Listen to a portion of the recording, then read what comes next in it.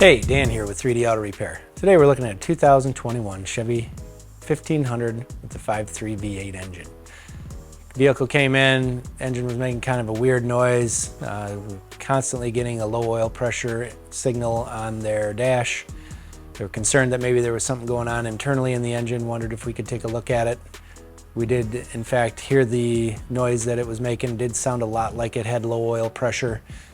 We put a mechanical gauge on where the oil pressure sending unit goes, and in fact, at idle, once the engine was warmed up, it had zero oil pressure, which is obviously a tremendous problem.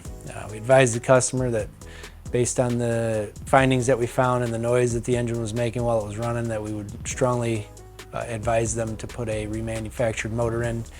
They said, yeah, let's go ahead and do that. We want to keep the truck, it's in good shape. As you can see here, it's a little bit of a job, taking the cab off, getting all this stuff off, switching over the necessary components off the old motor onto the new motor, got that all put back together, gave it a quick test drive to make sure that everything was in good shape.